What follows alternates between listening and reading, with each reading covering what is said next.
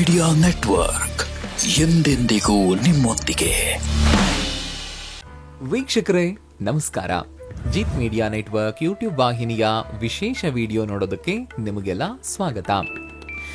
ಜೀವನದಲ್ಲಿ ಎಲ್ಲ ಮುಗಿದೇ ಹೋಯ್ತು ಅಂತ ಅನ್ನುವಾಗ ಬೆಳ್ಳುಳ್ಳಿ ಎಸಳಿನ ಈ ಉಪಾಯ ಹೊಸ ಜೀವನ ಕೊಡುತ್ತೆ, ಚಮತ್ಕಾರವೇ ನಡೆದು ಹೋಗುತ್ತೆ ಅನ್ನೋ ರಹಸ್ಯ ಮಾಹಿತಿಯನ್ನ ಈ ವಿಡಿಯೋದಲ್ಲಿ ನಾವು ನಿಮಗೆ ತಿಳಿಸ್ಕೊಡ್ತಾ ಇದ್ದೀವಿ. ವಿಡಿಯೋಗೆ ಈಗಲೇ ಒಂದು ಲೈಕ್ ಕೊಟ್ಟು ವಿಡಿಯೋದ ಕೆಳಗಡೆ ಓಂ ಮಹಾಲಕ್ಷ್ಮಿಯೇ ನಮಃ ಅಂತ ಕಮೆಂಟ್ ಮಾಡೋದಕ್ಕೆ ಮರಿಬೇಡಿ. ಹಾಗೇನೇ ವಿಡಿಯೋದ ಕೆಳಗಡೆ ಇರುವಂತಹ ಜಾಯಿನ್ ಬಟನ್ ಒತ್ತಿ, ಆಗ ನೀವು ಜಿತ್ ಮೀಡಿಯಾ ಚಾನೆಲ್ ಮೆಂಬರ್ ಆಗ್ತೀರಾ. ಅಂದ್ರೆ ನೀವು ಮೆಂಬರ್ಗಳಿಗಿರುವಂತಹ ವಿಶೇಷ ವಿಡಿಯೋ ಮತ್ತು ಲೈವ್ ನೋಡಬಹುದು. ಬೆಳ್ಳುಳ್ಳಿ ಹಾಗೂ ಇದರ ಜೊತೆಗೆ ಈರುಳ್ಳಿ ಇವೆರಡನ್ನು ಜೈನರು ನಿರ್ಬಂಧ ಮಾಡಿರೋದು ಯಾಕೆ ಅಂತ ತಿಳ್ಕೊಳ್ಳೋಣ. ಜೈನರು ಈರುಳ್ಳಿ ಆಗ್ಲಿ ಇಲ್ಲ ಬೆಳ್ಳುಳ್ಳಿ ಆಗ್ಲಿ ಅಪ್ಪಿ ತಪ್ಪಿಯೂ ತಿನ್ನೋದಿಲ್ಲ. ಅವರು ಅದನ್ನ ಮೂಸಿಯೂ ನೋಡೋದಿಲ್ಲ. ಅದ್ಯಾಕ್ ಗೊತ್ತಾ? ಈ ಈರುಳ್ಳಿ ಮತ್ತು ಬೆಳ್ಳುಳ್ಳಿ ಇವುಗಳಲ್ಲಿ ತಾಮಸಿಕ ಗುಣಗಳು ಹೊಂದಿರುತ್ತವೆ ಅನ್ನೋದು ಅವರ ಅಭಿಪ್ರಾಯ. ಇದನ್ನ ಆಹಾರದ ರೂಪದಲ್ಲಿ ಸೇವಿಸೋದ್ರಿಂದ ಮನಸ್ಸಿಗೆ ತೊಂದರೆ ಆಗೋದು ಅಲ್ಲದೆ ಆಧ್ಯಾತ್ಮಿಕ ಪ್ರಗತಿಗೂ ಅಡ್ಡಿಯಾಗತ್ತೆ. ಹಾಗೆಯೇ ಈ ಈರುಳ್ಳಿ ಮತ್ತು ಬೆಳ್ಳುಳ್ಳಿ ಇವುಗಳು ಭೂಮಿಯೊಳಗೆ ಬೆಳೆಯುವಂತಹ ತರಕಾರಿಗಳು. ಅದೇ ಭೂಮಿಯೊಳಗೆ ಹಲವಾರು ಸೂಕ್ಷ್ಮ ಜೀವಿಗಳು ನೆಲೆಸಿರುತ್ತವೆ.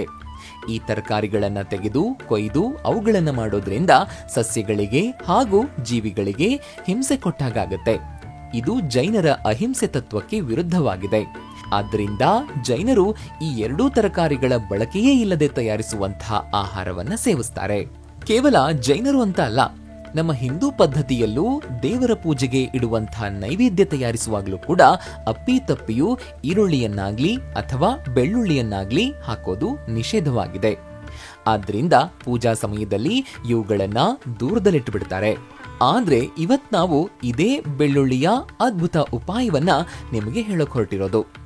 ಇದೊಂದು ಸಾಮಾನ್ಯ ಉಪಾಯವಾಗಿದ್ರೂ ಕೂಡ ನಿಮ್ಮ ಜೀವನದಲ್ಲಿ ತರುವಂತಹ ಮಹತ್ತರವಾದ ಉಪಾಯವಾಗಿದೆ. ಈ ಉಪಾಯ ಮಾಡಿದ್ರೆ ಸಾಕು, ನಿಮಗೇನೇ ಗೊತ್ತಿಲ್ಲದ ರೀತಿಯಲ್ಲಿ ನಿಮ್ಮಲ್ಲಿ ಹಾಗೂ ನಿಮ್ಮ ಜೀವನದಲ್ಲಿ ಕೆಲ ಬದಲಾವಣೆಗಳು ಆಗ್ತಾ ಹೋಗುತ್ತವೆ. ಅದಕ್ಕೆ ಹೇಳ್ತಿರೋದು, ಈ ಉಪಾಯ ಮಾಡುವಾಗ ನೀವು ನಂಬಿಕೆ ಹಾಗೂ ಅಷ್ಟೇ ಶ್ರದ್ಧೆಯಿಂದ ಮಾಡಬೇಕು. ನಿಮಗ್ ಗೊತ್ತಾ, ಬೆಳ್ಳುಳ್ಳಿಯನ್ನ ಸಾಮಾನ್ಯ ತರಕಾರಿಗಳಲ್ಲಿ ಒಂದು ಅಂತ ಅನ್ಕೊಳ್ಳೇಬೇಡಿ. ಇದರ ಕೆಲವೇ ಕೆಲ ಎಸಳು ಅಡುಗೆ ರುಚಿಯನ್ನ ಹೇಗೆ ದುಪ್ಪಟ್ಟು ಮಾಡುತ್ತದೆಯೋ ಅದೇ ರೀತಿ ಇದೇ ಬೆಳ್ಳುಳ್ಳಿ ನಿಮ್ಮ ಜೀವನದಲ್ಲಿರುವಂತಹ ಕಷ್ಟಗಳನ್ನ ಚಮತ್ಕಾರದಂತೆ ದೂರ ಮಾಡುತ್ತೆ. ಅದಕ್ಕೆ ಕಾರಣ ಇದೇ ಬೆಳ್ಳುಳ್ಳಿ ಮಹಾಲಕ್ಷ್ಮಿಯ ಕೃಪೆಗೆ ಒಳಗಾಗಿರುವಂತಹ ತರಕಾರಿಯಾಗಿದೆ. ಆದ್ರಿಂದ ಮಹಾಲಕ್ಷ್ಮಿಯ ಕೃಪೆಗೆ ನೀವು ಒಳಗಾಗಬೇಕು ಅಂತಂದ್ರೆ ಯಾವ ಕಾರಣಕ್ಕೂ ಇದನ್ನ ನಿರ್ಲಕ್ಷ್ಯ ಮಾಡಬೇಡಿ. ಈಗ ಮೊದಲಿಗೆ ಈ ಬೆಳ್ಳುಳ್ಳಿಯಿಂದ ಧನಾಗಮನ ಹೇಗೆ ಮಾಡಬೇಕು ಅನ್ನೋ ಉಪಾಯವನ್ನ ತಿಳ್ಕೊಳ್ಳೋಣ. ಈ ಉಪಾಯವನ್ನ ತನು ಮನ ಎರಡನ್ನೂ ಪರಿಶುದ್ಧವಾಗಿಟ್ಕೊಂಡು ಮಾಡಬೇಕು. ಈ ಉಪಾಯವನ್ನ ಸೂರ್ಯಾಸ್ತದ ನಂತರ ಮಾಡುವಂತಹ ಉಪಾಯವಾಗಿದೆ. ಅಲ್ಲದೆ ಈ ಉಪಾಯ ಮಾಡುವಾಗ ಕೆಂಪು ಬಟ್ಟೆಯನ್ನ ಉಟ್ಕೊಂಡೇ ಮಾಡಬೇಕು. ಅದು ಹೊಸದಾಗಿರುವ ಬಟ್ಟೆ, ಹಿಂದೆಂದೂ ಉಪಯೋಗ ಮಾಡದೇ ಇರುವಂತಹ ಬಟ್ಟೆಯನ್ನ ಧರಿಸಿ ಮಾಡಬೇಕು. ವೀಕ್ಷಕರೇ, ನಿಮ್ಮ ಜೀವನದಲ್ಲಿ ಸಾಲ ಇರಬಾರದು, ಸಾಲ ಅನ್ನೋ ಪದ ನಿಮ್ಮ ಜೀವನದ ಡಿಕ್ಷನರಿಯಿಂದಲೇ ತೊಲಗಬೇಕು ಅಂತಂದ್ರೆ ಜೀವನದಲ್ಲಿ ಇನ್ನೊಬ್ರು ಮುಂದೆ ಸಾಲಕ್ಕಾಗಿ ಕೈ ಚಾಚಬಾರದು ಅಂತಾದ್ರೆ, ಮತ್ತು ಜೀವನದಲ್ಲಿ ನೀವು ಕೈ ಹಾಕುವಂತಹ ಎಲ್ಲಾ ಕೆಲಸಗಳಲ್ಲಿ ಗೆಲುವು ಸಿಗಬೇಕು ಅಂತಂದ್ರೆ ಶ್ರೀ ಸುಧೀಂದ್ರ ದೇಶಪಾಂಡೆ ಗುರುಗಳು ಸಿದ್ಧಿ ಮಾಡಿದ ಮಹಾಲಕ್ಷ್ಮಿ ಶ್ರೀಚಕ್ರ ಯಂತ್ರವನ್ನ ಮನೆಗೆ ಇಂದೇ ತರಿಸಿ ಪೂಜೆ ಮಾಡೋದಕ್ಕೆ ಆರಂಭಿಸಿ. ಶ್ರೀಚಕ್ರ ಯಂತ್ರವನ್ನ ಬುಕ್ ಮಾಡೋದಕ್ಕೆ ಈಗ ಸ್ಕ್ರೀನ್ ಮೇಲೆ ಕಾಣಿಸ್ತಾ ಇರುವಂತಹ ಈ ನಂಬರ್ಗೆ ವಾಟ್ಸ್ಆಪ್ ಮೆಸೇಜ್ ಮಾಡೋದಕ್ಕೆ ಮರಿಬೇಡಿ. ಸಾಮಾನ್ಯವಾಗಿ ಶುಕ್ರವಾರದ ದಿನವನ್ನ ತಾಯಿ ಮಹಾಲಕ್ಷ್ಮಿಯ ದಿನ ಅಂತಾನೆ ಪರಿಗಣಿಸಲಾಗುತ್ತೆ. ಆದ್ರಿಂದ ಶ್ರಾವಣ ಶುಕ್ರವಾರದಂದು ವರಮಹಾಲಕ್ಷ್ಮಿ ಪೂಜೆಯನ್ನ ವಿಜೃಂಭಣೆಯಿಂದ ಮಾಡಲಾಗುತ್ತೆ. ಆದ್ರಿಂದ ಈ ಉಪಾಯವು ತಾಯಿ ಮಹಾಲಕ್ಷ್ಮಿಗೆ ಸಂಬಂಧಪಟ್ಟಿರೋದ್ರಿಂದ ಶುಕ್ರವಾರದ ದಿನವೇ ಇದನ್ನ ಮಾಡಿದ್ರೆ ಉತ್ತಮ ಅಂತ ಹೇಳಲಾಗುತ್ತೆ. ಮೊದಲೇ ಹೇಳಿದಂತೆ ಪೂಜೆಗೆ ಕೂರುವ ಮೊದಲು ಕೆಂಪು ಬಣ್ಣದ ಬಟ್ಟೆಯನ್ನ ಧರಿಸಬೇಕು. ಆನಂತರ ಮನೆಯಲ್ಲಿ ಮಹಾಲಕ್ಷ್ಮಿಯ ಮೂರ್ತಿಯನ್ನ ಪ್ರತಿಷ್ಠಾಪಿಸಿ, ಅದು ಇಲ್ಲದೆ ಇತ್ತಂದ್ರೆ ಮಹಾಲಕ್ಷ್ಮಿ ದೇವಿಯ ಫೋಟೋವನ್ನ ಇಟ್ಕೊಂಡು ಈ ಉಪಾಯವನ್ನ ಮಾಡಿದ್ರು ಸಾಕು. ಈಗ ಅದೇ ಮೂರ್ತಿಯ ಮುಂದೆ ಕೆಂಪು ಬಟ್ಟೆಯನ್ನ ಹಾಸಿ ಆನಂತರ 2 ತುಪ್ಪದ ದೀಪವನ್ನ ಹಚ್ಚಬೇಕು. ಇಷ್ಟೆಲ್ಲಾ ಮಾಡಿದ ನಂತರ ಈಗ ಬೆಳ್ಳುಳ್ಳಿಯ ಎಸಳುಗಳನ್ನ ಅಂಗೈಯಲ್ಲಿ ಹಿಡ್ಕೊಳ್ಳಿ. ಈಗ ಓಂ ಮಹಾಲಕ್ಷ್ಮಿ ನಮಃ ಅಂತ 21 ಬಾರಿ ಹೇಳಿ. ಈ ಬೆಳ್ಳುಳ್ಳಿ ಇದೆಯಲ್ವಾ, ಇದು ಶುಕ್ರ ಗ್ರಹದ ಪ್ರತೀಕ.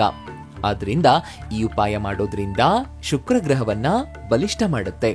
ಶುಕ್ರ ಗ್ರಹ ಧನ, ಸಂಪತ್ತು, ಅಷ್ಟೈಶ್ವರ್ಯದ ಅಧಿಪತಿ. ಆದ್ರಿಂದ ಈ ಉಪಾಯ ಮಾಡೋದ್ರಿಂದ ಶುಕ್ರ ಗ್ರಹ ಅಂತೂ ಬಲಿಷ್ಠ ಆಗೇ ಆಗ್ತಾನೆ. ಜೊತೆಗೆ ರಾಹುಕೇತು ಕೂಡ ಬಲಿಷ್ಠ ಆಗುವಂತೆ ಮಾಡ್ತಾನೆ. ಇದರಿಂದ ನಿಮ್ಮ ಜೀವನದಲ್ಲಿ ಬೇರೆ ಯಾವುದೇ ಸಮಸ್ಯೆ ಇದ್ರೂ ಅದು ದೂರ ಆಗೋಗುತ್ತೆ.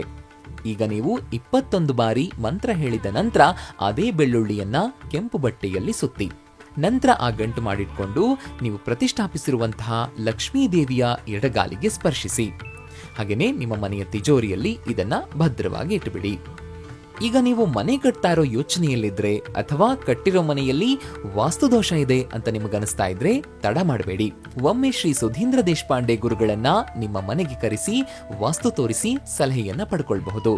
ಸರಳ ವಾಸ್ತು ಪರಿಹಾರಗಳನ್ನ ಶ್ರೀ ಸುಧೀಂದ್ರ ಗುರುಗಳು ನಿಮ್ಮ ಮನೆ ಅಥವಾ ಕಮರ್ಷಿಯಲ್ ಸ್ಥಳಗಳಿಗೆ ಖುದ್ದಾಗಿ ಬಂದು ಭೇಟಿ ಕೊಡ್ತಾರೆ.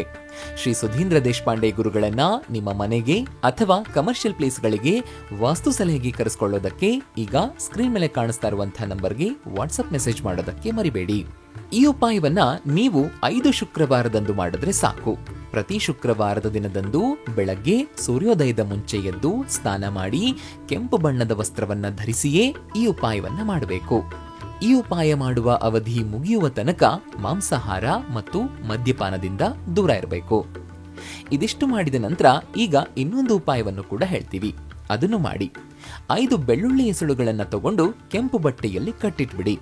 ಆನಂತರ ಈ ಗಂಟನ್ನ ಯಾರಿಗಾದ್ರೂ ದಾನ ಮಾಡಿ. ಹಾಗೇನೆ ಅವರಿಗೆ ದಕ್ಷಿಣೆಯನ್ನು ಕೂಡ ಕೊಟ್ಬಿಡಿ.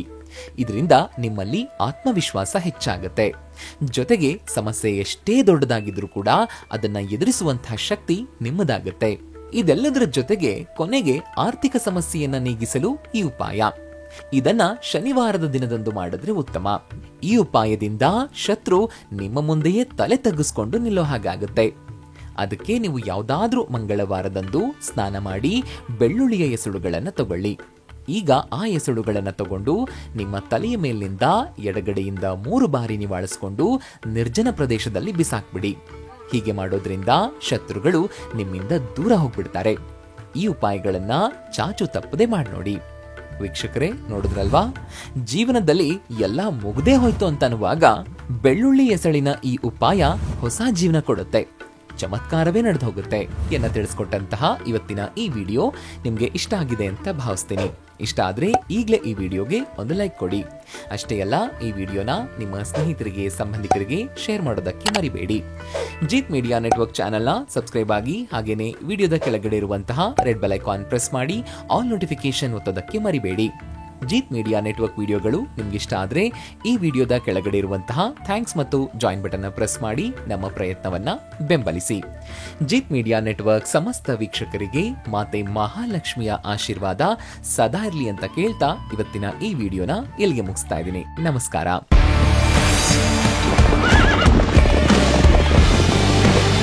ಜೀತ್ ಮೀಡಿಯಾ ನೆಟ್ವರ್ಕ್ ಎಂದೆಂದಿಗೂ ನಿಮ್ಮೊಂದಿಗೆ.